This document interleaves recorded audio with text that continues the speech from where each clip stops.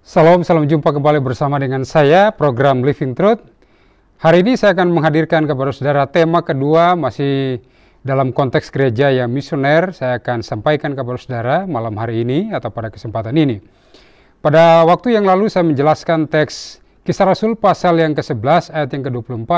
Di sana menyatakan karena Barnabas orang baik, penuh Roh Kudus dan iman, sejumlah orang dibawa kepada Tuhan. Itulah ciri gereja yang misioner.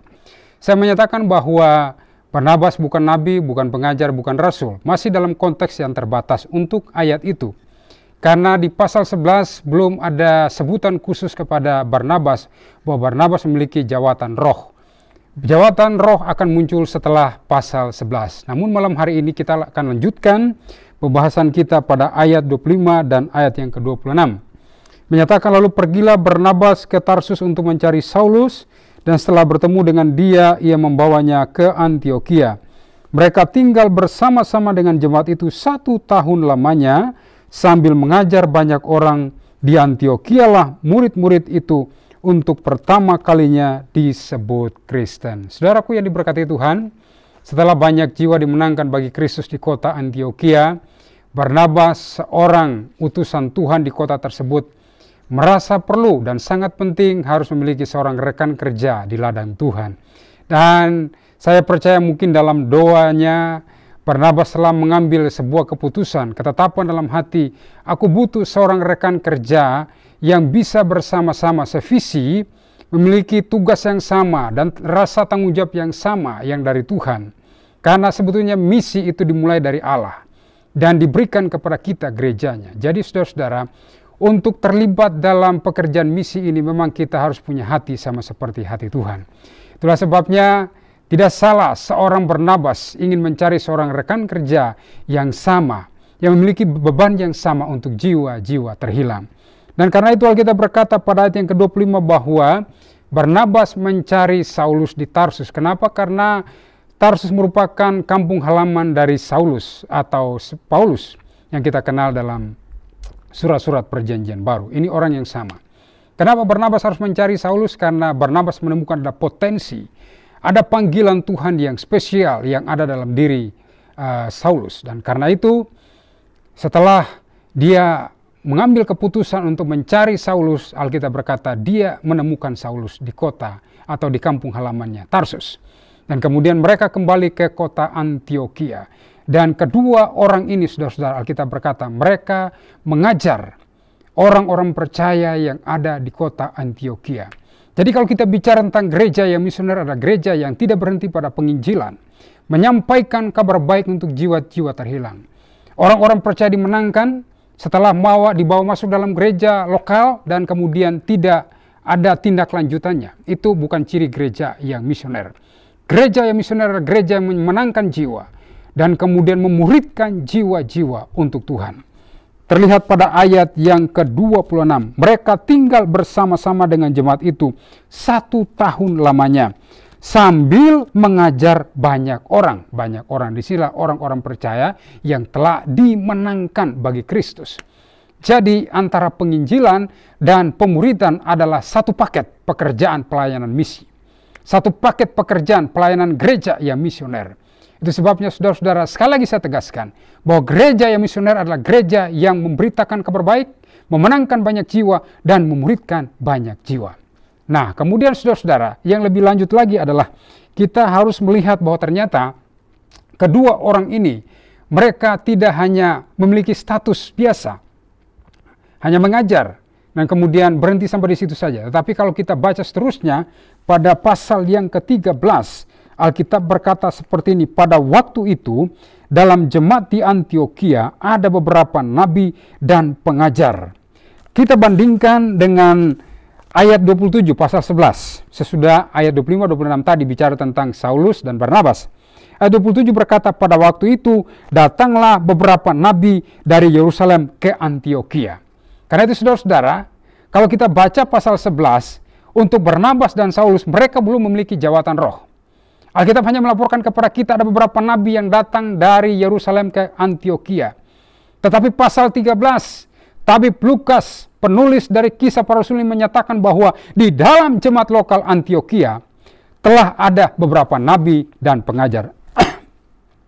Siapa mereka? Dijelaskan, yaitu Barnabas dan Simeon yang disebut Niger atau si hitam, karena Niger itu artinya si hitam, dan Lukius orang Kirene, dan Menahem yang diasuh bersama dengan raja wilayah Herodes dan Saulus. Menarik sekali saudara-saudara, di dalam jemaat lokal Antioquia itu terjadi yaitu lompatan pertumbuhan, ya, lompatan pertumbuhan.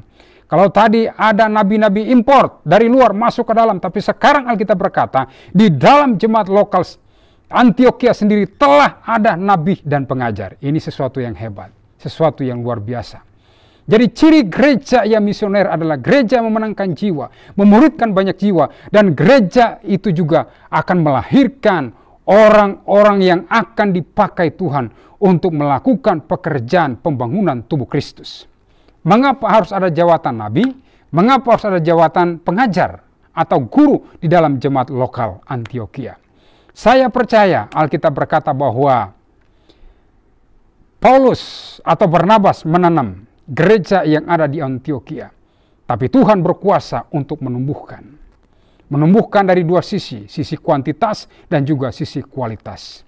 Pertumbuhan atau pertambahan secara jumlah itu telah terlihat jelas melalui pemberitaan Injil yang dilakukan oleh Barnabas dan juga orang-orang percaya lainnya di kota Antioquia. Tetapi untuk pertumbuhan secara kualitas, karakter kehidupan jemaat, maka diperlukan adanya jawatan-jawatan rohani. Itu sebabnya saudara-saudara, kita menemukan laporan dari penulis Kisah Rasul bahwa di dalam jemaat Antioquia sudah ada nabi dan sudah ada guru atau pengajar. Dan jelas ada 5 orang. Mereka bekerja satu tim. Jadi kenabian dan juga guru dalam jemaat lokal Antioquia itu mereka bekerja dalam sinergitas yang luar biasa. Karena tujuan dari pemberian jawatan roh terhadap suatu jemaat lokal itu selalu saja bertujuan untuk membangun jemaat itu agar bertumbuh sesuai dengan kehendak hati Tuhan. Yakni jemaat itu bisa bertumbuh ke arah Kristus, serupa dan segambar dengan Kristus. Itu maksudnya. Nah saudara-saudara, tapi yang lebih hebat lagi, lompatan luar biasa. Setelah jemaat Antioquia berdiri dan muncul istilah murid-murid Tuhan, kemudian muncul nabi-nabi, muncul pengajar. Apakah berhenti sampai di sana? Tidak. 5 orang tim ini kemudian dibongkar oleh Tuhan. Karena Tuhan punya tujuan yang lebih hebat lagi. Kenapa saudara-saudara? Karena kota Antioquia atau jemaat Antioquia telah menjadi markas besar kedua setelah kota Yerusalem. Yerusalem tidak lagi punya kesempatan untuk menjangkau banyak bangsa-bangsa kafir untuk dimenangkan bagi kerajaan Allah. Tetapi Tuhan justru menjadikan jemaat lokal Antioquia sebagai markas besarnya untuk menjadi perpanjangan tangan Tuhan, menjangkau banyak jiwa yang ada di sekitar Antioquia. Bahkan wilayah-wilayah yang jauh dari Antioquia itu dijangkau oleh jemaat lokal itu sendiri. Bagaimana ini bisa terjadi? Coba kita perhatikan ayat 2 dan ayat yang ketiga. Pada suatu hari ketika mereka beribadah kepada Tuhan dan berpuasa, berkatalah Roh Kudus. Jadi ciri jemaat atau gereja yang misioner adalah gereja yang di dalamnya pekerjaan roh itu selalu nyata. Jadi gereja tidak membatasi pekerjaan roh, tapi membiarkan Roh Kudus itu bekerja. Kenapa? Karena gereja itu milik Tuhan. Dan Roh Kudus yang hadir di tengah-tengah gereja adalah pribadi Allah itu sendiri yang menguasai gereja. Roh Kudus yang harus mendrive, Roh Kudus yang mengarahkan jalannya gereja. Bukan otak kita, bukan program kita, bukan hikmat kita, bukan kemauan kita, bukan rencana-rencana kita, tapi semua berasal dari apa kata Roh Kudus. Dengarkan apa kata Roh Kudus. Khususkanlah Barnabas dan Saulus bagiku untuk tugas yang telah kutentukan bagi mereka. Maka berpuasa dan berdoalah mereka. Dan setelah meletakkan tangan ke atas kedua orang itu, mereka membiarkan keduanya pergi. Kalau ada seorang hamba Tuhan besar yang sudah memenangkan banyak jiwa dan menjadi gembala sidang di gereja lokal tersebut. Dan kemudian tiba-tiba saja gembala itu disuruh untuk pergi ke tempat yang lain. Umumnya orang merasa tidak menerima. tidak menerima kenyataan itu. Untuk apa saya keluar? Untuk apa saya pergi? Tapi kita lihat apa yang terjadi dengan Barnabas dan juga Saulus. Roh Kudus berkata, khususkanlah. Kata khususkan sama dengan kuduskan. Jadi mereka dikhususkan, artinya dipisahkan.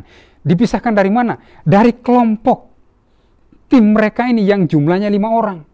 Barnabas, Simeon yang disebut Niger, Lukius, Menahem, yang diasuh bersama-sama dengan Raja wilayah Herodes, dan juga Saulus. Ini yang hebat Menahem ya, seorang yang diasuh bersama dengan Raja wilayah Herodes, artinya saudara angkat Raja Herodes Antipas. Dia bisa menjadi seorang yang memberi dirinya bagi Tuhan, bagi kerajaan Allah, dan menjadi gereja yang misioner. Tapi 5 orang yang sudah menjadi tim yang solid ini kemudian dibongkar. Siapa yang membongkar? Tuhan. Kenapa Tuhan membongkar? Tuhan punya hak atas gerejanya. Jadi kalau ada pendeta, ada seorang hamba Tuhan besar yang merasa sudah berjasa besar di satu gereja lokal dan merasa dia harus tetap tinggal di situ, ini ciri gereja yang tidak misioner. Gereja yang misioner adalah gereja yang berani berkata kepada Tuhan, Tuhan, silakan pakai saya. Dia tidak nyaman di dalam. Dia tidak berpuas dengan jiwa-jiwa yang sudah dimenangkan, tapi dia akan move, dia akan bergerak terus untuk menjangkau jiwa bagi Kristus. Dan setelah meletakkan tangan, jadi sekali lagi saudara, kita melihat ini sebuah keanehan. Jadi siapa yang meletakkan tangan atas mereka? Apakah 3 orang rekannya, yaitu Lukius, Menahem, dan juga Simeon, atau jemaat-jemaat Tuhan? Tapi ini adalah prinsip misi. Misi itu dari Allah kepada Kristus. Yesus mengutus, Bapa mengutus putranya Yesus Kristus. Yesus Kristus mengutus para murid. Para murid menghasilkan jiwa-jiwa. Jiwa-jiwa dimenangkan. Kemudian setelah itu terjadi pengutusan lagi. Jadi ciri gereja yang misioner adalah diutus, memenangkan jiwa, diutus lagi, hasilkan jiwa-jiwa lagi. Jadi dalam teks ini saudara-saudara kita menemukan jawatan roh yang nampak dalam jemaat lokal itu ada 2. Nabi dan pengajar. Siapa nabi? Penafsir menyatakan yang nabi adalah Barnabas dan Simeon. Sementara Lukius, Menahem, dan Saulus adalah pengajar. Tapi yang hebat adalah setelah Paulus atau Saulus dan Barnabas keluar dari komunitas jemaat Antioquia yang telah dibangun selama 1 tahun, mereka kemudian pergi keluar menjangkau banyak jiwa. Selalu saja Roh Kudus mendrive mereka ya. Seperti pada ayat yang keempat, oleh karena disuruh Roh Kudus, Barnabas dan Saulus berangkat ke Seleukia dan seterusnya.